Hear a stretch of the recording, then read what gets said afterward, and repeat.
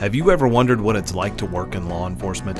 From deputies on patrol, forensics, to some of our cold cases and how some of our officers give back to the community. We'll share stories from the hard-working men and women who serve the citizens of York County. This is YCSO Behind the Badge, the official podcast of the York County Sheriff's Office.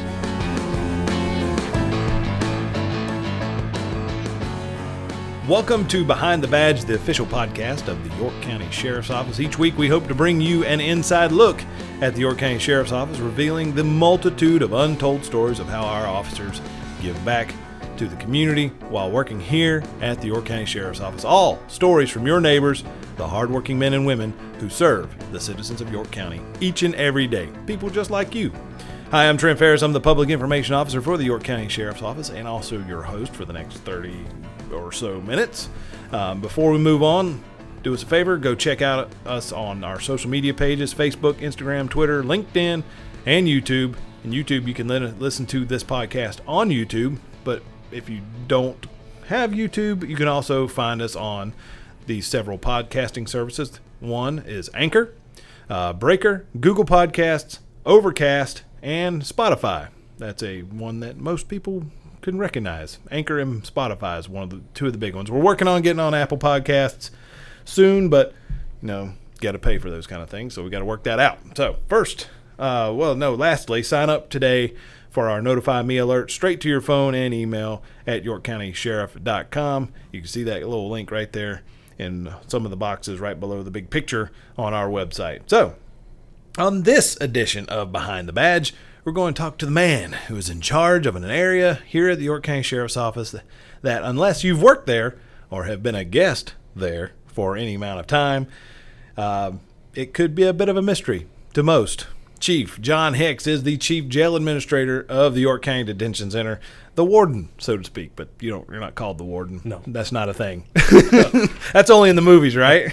or in the prison setting. The prisons, that's right. So just to give people an idea, you're the head man over there at the detention center. So first, John, thank you for joining us. No problem. Thank you for having me. The people out in York County are looking forward to hearing from you. So first, let's talk about John Hicks.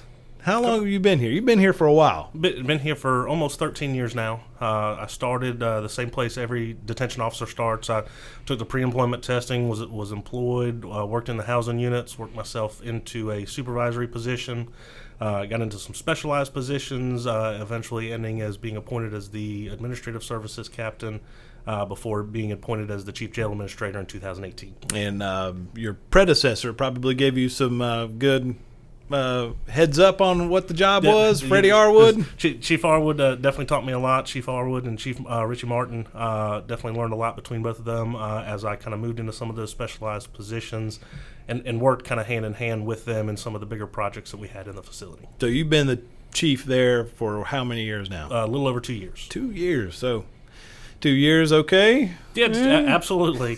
We've definitely added some technology and changed some things, and definitely I think we're moving in the right direction.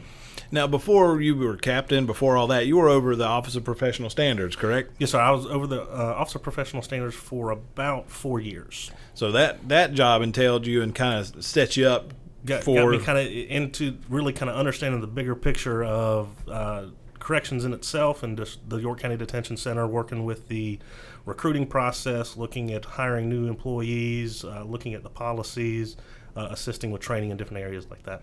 Now, that specialized training that you're talking about, you have a certain specific title that you have earned over the years. Through the American Jail Association, I took a couple tests. I obtained the certified jail manager back in 2016. And kind of also have the certified correctional trainer through American Jail Association as well. So that means that you're trained up on knowing what you're supposed to do. Yeah, those are national certifications through the American Jail Association. Kind of knowing the bigger picture of how correctional facilities need to operate in order to operate by obviously the Constitution and state law. I mean, you're just not the guy walking through the halls there with a set of keys on your hip like some folks may think of in a movie.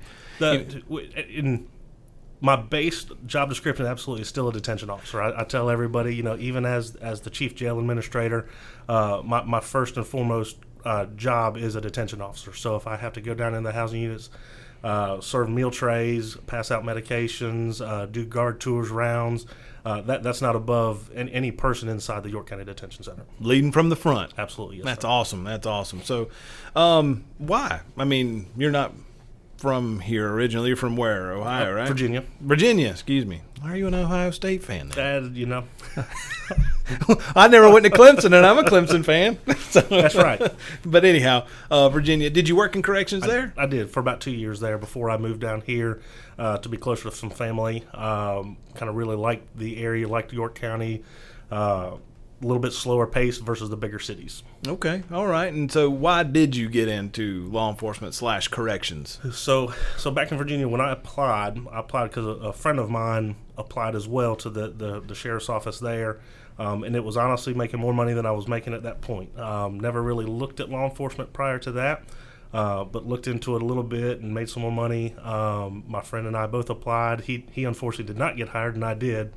And definitely was an eye-opening experience stepping into the jail for the first time, learning what corrections really is, and just really kind of fell in love with being a part of something that's much bigger than just myself. That's awesome. So, I mean, it was just let's try this out. Yes. Like most people try something new once. Yes. So a lot of times you have an idea of what you want to do, and then sometimes you just want to kind of try out some different things, and that's where I was. So that's 15 years. About 15 years ago. So 15 years ago. So you've worked in corrections, law enforcement for 15 Correct. years. Yes, sir. So not just the 13 years you've been here. Correct. See, yeah, working it out. So now you're here.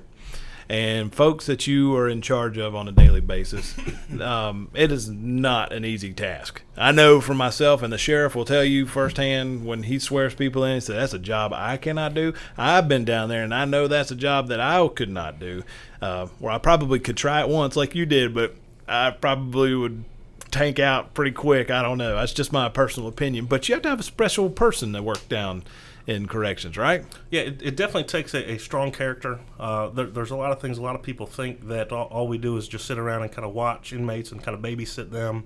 But an actual officer in and of itself holds very, very many different hats, even on a daily basis in their 12-hour shift.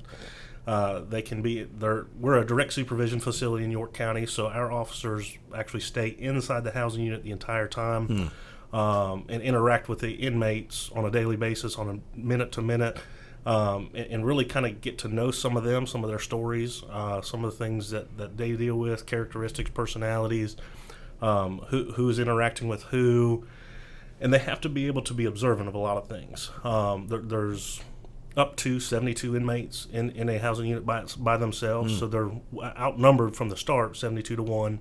So they've got to be very, very confident in themselves. They've got to have a strong character. They have to have the ability to say no, because there's a lot of times that there's certain things we can and can't give them, can and cannot do for them. But we've got to make sure that we're following all the state laws and federal laws of things that we have to do with inside the facility. So, I mean, how many people can I know the answer, but tell folks at home how many people you can hold over there at one time? We can hold up to 565 inmates at one time. So 565, and you roughly, with all this COVID mess going on right now, you're about around a 300 range? We're averaging right now about 340. 340, okay. So it dips and dives from here to there, but it's no easy task to take care of 340 to 565 people in a facility with the staff. I mean, without giving away too many things, I mean, how does that work? How do you take care of that many people on a daily basis? Obviously, for their basic needs, we are set up. We are very schedule driven. We do a lot of things at the same time in regards to meals, medications, to recreation, to games they're allowed to have, things they're allowed to do. So we're very schedule driven. So we try to keep the inmates and staff both kind of knowing what's coming next. I think that's one big part of it. The biggest thing I think that helps us out is that we hire people with the highest character, the highest integrity. We preach all the time. Sheriff Tolson preaches all the time that respect goes a long ways. We from the first day that the officers come in, we teach them that respect. We respect everybody regardless. We are not there for disciplining them in regards to their charges. We're there for the care, custody, and control of them while they're awaiting their sentence in the judicial system. That's not our job. Our job is not to look at their charges, look at them any differently. But we teach a lot of respect. With having to be inside those housing units for 12 hours at a time, you learn to interact. You learn to speak to people in a different way. That's what our goal is. Our goal is to make sure that our staff treats everybody with respect, treats everybody like humans. We are no different than any other correctional facility in that regards, but I do think that we are different in that regards, where we actually get a lot of praises from our inmates. We have an inmate request system, and I'm probably daily getting at least one or two request forms from inmates that are actually praising our staff for treating them as humans, and not taking away their dignity, not taking away this or that, but really treating them with respect. And I think that proves that we're reaching our mission of treating everybody as humans. That's right. I mean, that Sheriff Tolson and the previous Sheriff Bryant always, I've heard him say it. They say, treat them with respect, treat them as if you would want your loved one treated. And so, I mean, it goes a long way, and it shows. Yes. It shows. I mean, a lot of people, I mean, you go elsewhere, and you could tell that there's some facilities, people have this misconception, absolutely, across the country that you're in jail and you're in the middle of Shawshank, or you're in the middle of some, prison out in some California where it's just nothing but chaos inside, and they're just there watching people. So, I mean, it goes to prove. We do hold, even a lot of our inmates will say we're a very strict facility in regards to the rules, in regards to schedules, cleanliness. In fact, all our inmates are required to clean their cells, clean their housing units, clean the day rooms, so that we can have that higher sanitation level. You walk around facilities in different parts of the country and everything, and you see the difference in our facility versus some of the other ones. In fact, we have different programs that'll come in and come through on tours, and they'll actually say that this is absolutely one of the cleanest facilities that they've ever been in. That's right. I mean, I could say that. I mean, I've gone down there with some tours and everything, and they can't believe it. I was talking to a friend of mine. We all know him, Lucas McFadden at CN2. He did the Leadership York County program, and he got a tour of the jail, and he said he couldn't believe how clean and nice it was. I mean, because you have this, everybody has this misconception in their mind. There's like grease and oil everywhere and mold on the walls, and but no, it is.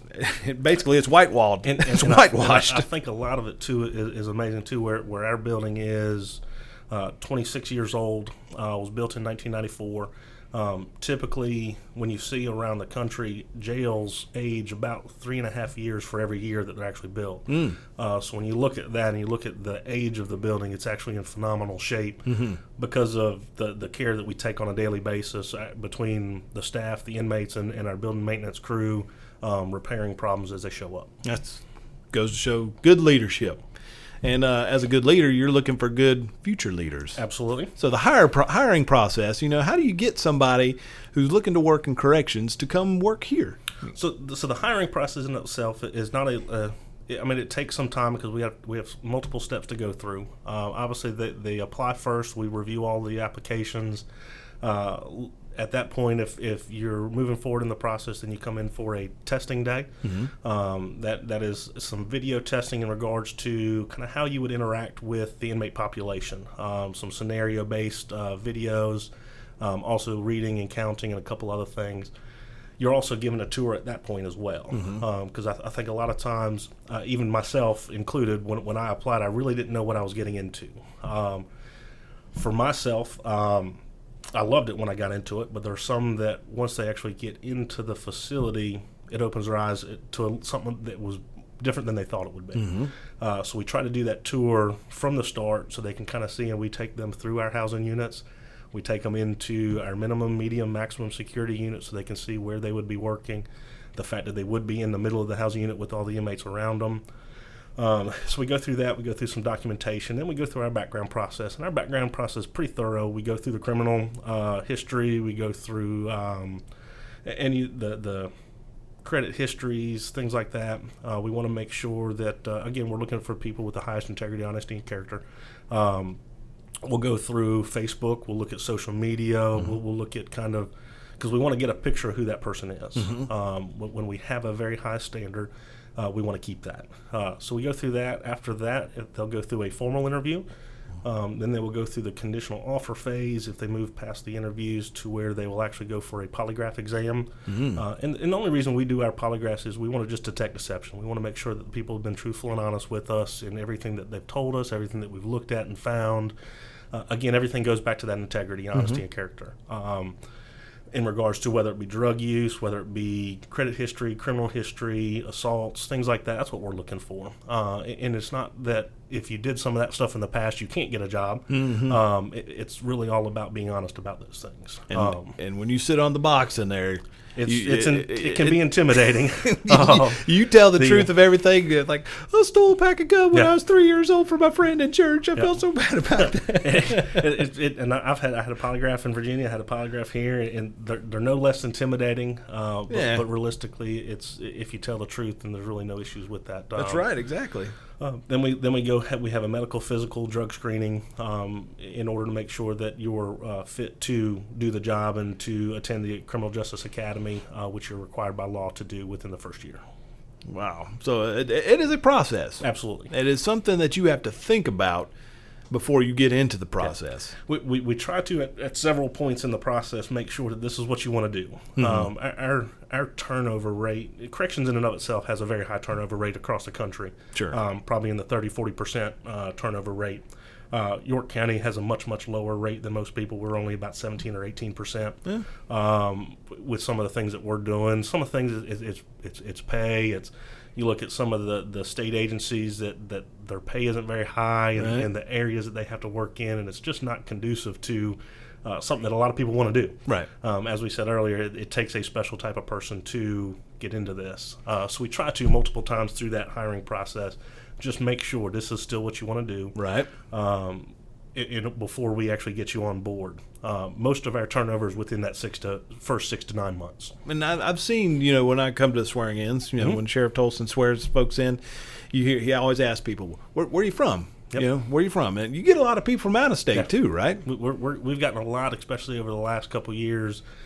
People from up north, New York, New Jersey, Pennsylvania, that have decided to move down south to, whether it's to get away from the weather, whether it's cost of living, things like that. But we do have a lot of people from out of state. Because I think one recent one I went to, I can't remember which, but it was the woman came in, she was being sworn in, and she was like, "Hey, where are you from?" "New York." "You ever worked in corrections before?" "Yeah."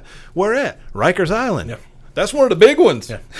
and we get them from all over the country that have worked in corrections.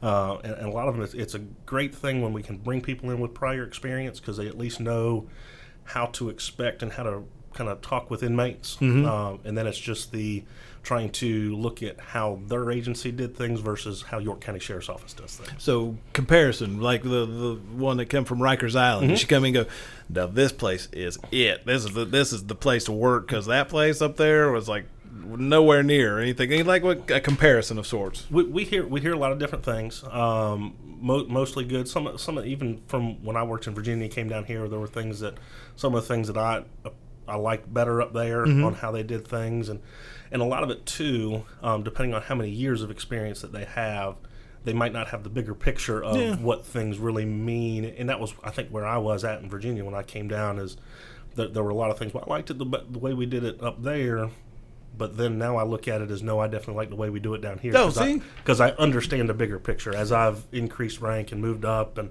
got different certifications and taken my time to actually learn the whys behind what we do.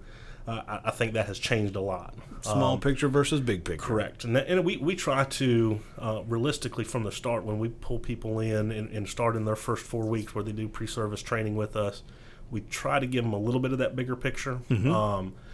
It's hard because they got a lot to learn in the first 4 weeks in order to step into the housing units and start learning all those different things. But we have a couple programs. We have a leadership development program now that we're really starting to try to develop our people from the day they start.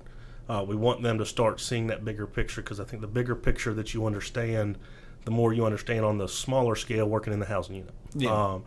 So we've got that program that now they train on a couple different areas in the facility, but they also learn a little bit more about leadership and how they can be a leader regardless of what their rank is. That's like that leadership development program you did, the certified jail manager. Yep. Some people are now certified jail managers just like you, correct? Or what is that? Certified jail officers. That's it. They're through American Jail Association, there's a couple different levels of that certification. The certified jail officer, they actually now have a certified jail supervisor, and then the certified jail manager, and a certified correctional trainer. Mm-hmm. One of the things that we did with that leadership development program is we actually offer them the opportunity to take that test, and we help them prepare for that test. That's not an easy test. That's about 125 questions, broad-based regarding corrections. Right. So I think we're up to about 7 officers right now that are certified jail officers inside the facility, as well as myself as certified jail manager, and we actually have 2 for certified correctional trainer. So it's good that if you decide and choose to take this career path, I mean, you're not just going to be stagnant. No. You have opportunities to move up and get other certifications and get some education along the way, right? Yeah, this is and I tell a lot of people come in with the desire, they want to be a deputy on the road, or they want to go to highway patrol, they want to do FBI or all these different things. There's a lot of different opportunities, obviously, in law enforcement. Corrections can be a stepping stone for a lot of that stuff. True. But corrections in and of itself can be a phenomenal career on its own. Mm-hmm. And I try to tell people, I said, there are a lot of different opportunities, different specialized areas, transport, classification, master control, booking, programs. There's a lot of different areas that can get involved inside the facility for that longer career. And if they do the years and they really spend, I tell everybody, it's a lot of what you do on your own time in order to move into some of those positions. It's the little extra that you do to learn, getting some of those certifications, the certified jail manager, officer, things like that. If you take your time and you develop yourself, you can be a huge value to the agency. Awesome. See, and then you touched on it just a second ago, programs. Mm-hmm. You have a lot of programs. I mean, there's volunteers that come in, a lot of programs that come in. Yeah, we have about 170 volunteers that come in regularly to deal with. It comes all the way from religious to life skills to Alcoholics Anonymous, Narcotics Anonymous. We really want to try to give programs that benefit the inmate population to help them once they get out, that they can enter back into society, and whether it be job, we're working on some work keys programs and some job resume building programs that we're trying to add to our repertoire as well. And another program recently you've opened up, and they've been here twice. It's called the Beat of Life program. Yes, sir. And these are Nashville country music artists, songwriters, like straight up Nashville songwriters who write songs for real popular country music artists or any kind of music artist. And they come in here and tell us a little bit about that. So I learned about this program through the American Jail Association, and it's called the Beat of Life. And they do that. It was based out of Nashville, out of Davidson County Jail. And they really want to look at the power of music, what music can do for people. I think just about everybody can relate to a song somewhere, an artist. They've all got, we're always listening to music in the car, music on the radios, music on the phone. We're very centered on that because it can be very emotional in regards to the meaning behind the songs. So what this group does, and they come in, they partner with inmates.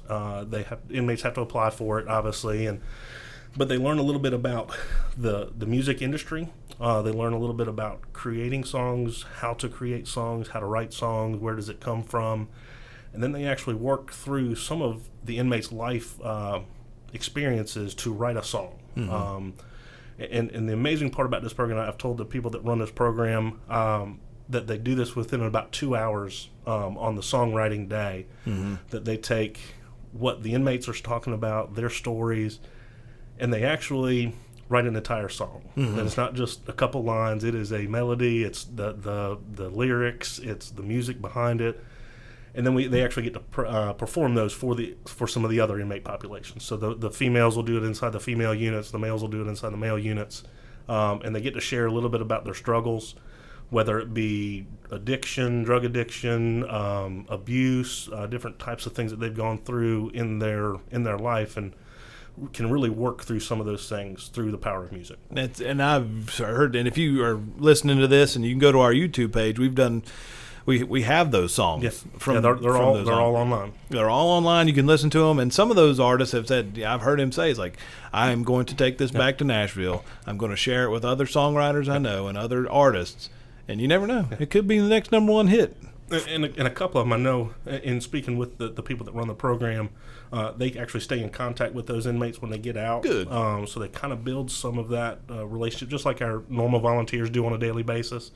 But it's just a different type of program. And I love music myself. Mm-hmm.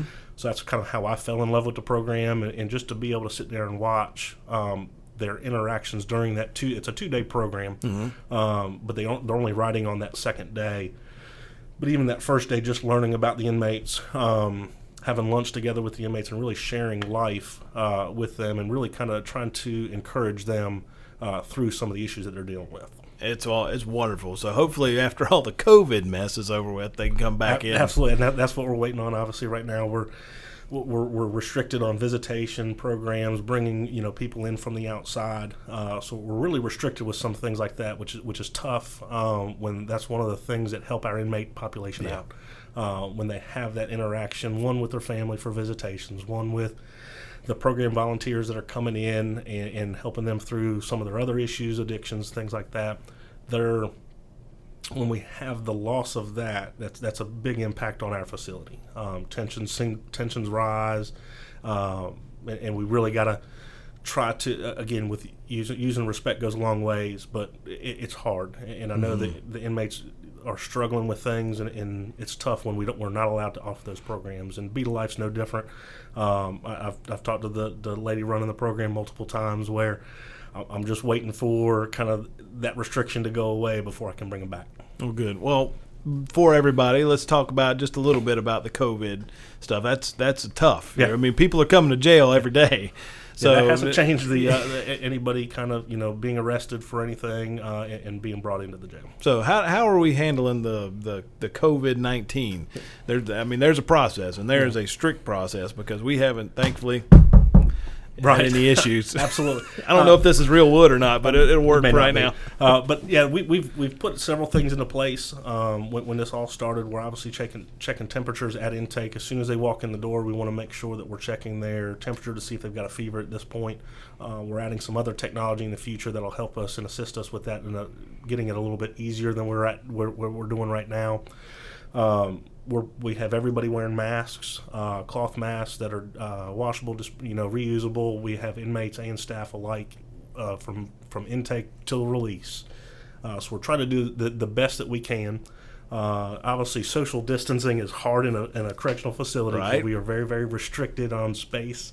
So sometimes the 6-foot social distance is pretty tough for us.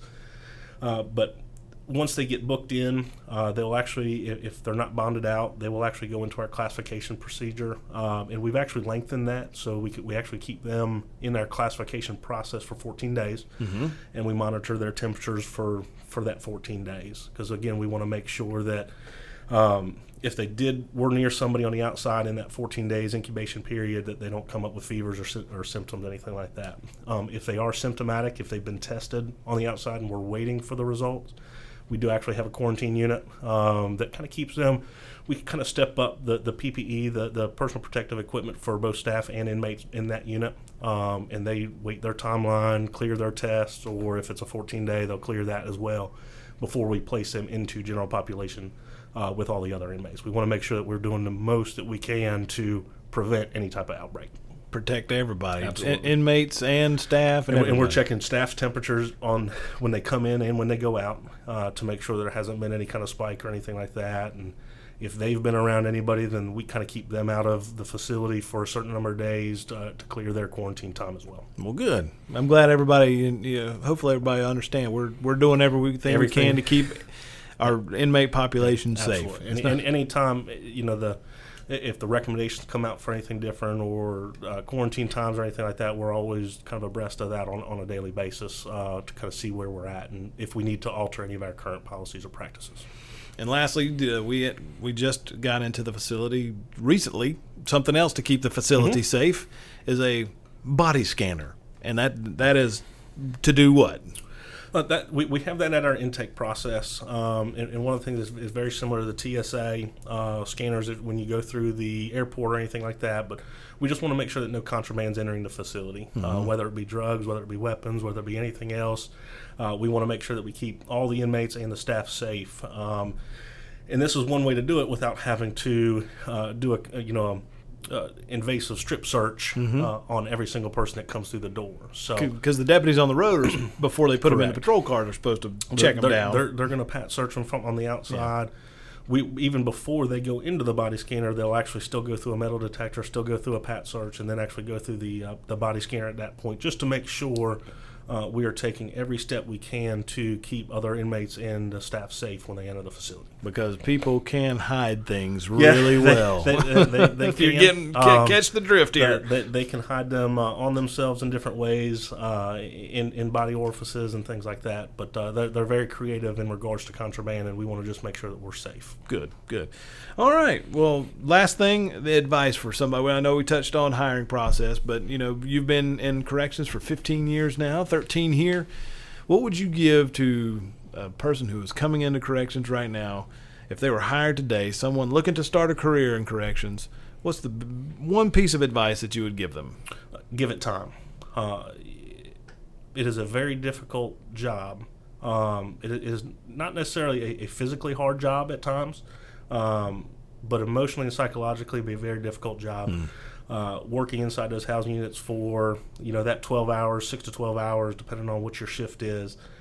You get called a lot of names. You get told a lot of different things. Of course, some good and some bad. Probably the majority bad.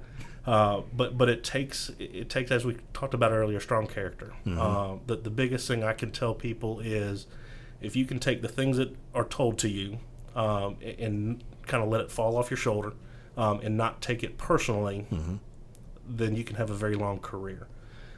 If you allow the things and the names that you get called to really kind of build up in that 12 hours, and then it goes to the next 12 hours, and you take it home, you get very stressed out, your stress level goes up, and you typically won't make it very long in this career. It's the old sticks and stones mentality. It's very, very, very much that same thought, because it is. You do get called a lot of stuff, and if you can really let that not bother you, then you can have a very lengthy career. Awesome. And so if anybody does want to find a career in corrections, we are hiring, Absolutely. Correct?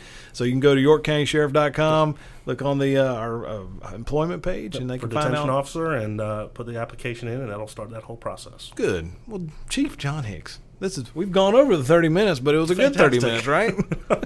It was a good 30 minutes. Yes, I think you opened up the doors of sorts to the detention facility so folks can get a peek in behind the curtain, and I'm sure they appreciate that. And so thank you for joining us today. Thank you for having me. And appreciate you giving us a little insight. Thank you. Awesome. Well, before we go, again, folks, if you want to hear this podcast, you can go check us out on Spotify, Google Podcast, Overcast, Breaker, just to name a few. Also, you can follow us on our social media pages, Facebook, Instagram, Twitter, LinkedIn, YouTube, where you can also hear this podcast on YouTube. And lastly, sign up for those Notify Me alerts straight to your phone and email at YorkCountySheriff.com. Thanks for listening to this Behind the Badge and Behind the Detention Center of sorts with Chief John Hicks. Thank you again, and tune in next Friday when we have a new podcast right there on the York County Sheriff's Office Everything. So thank you, and have a great day, folks.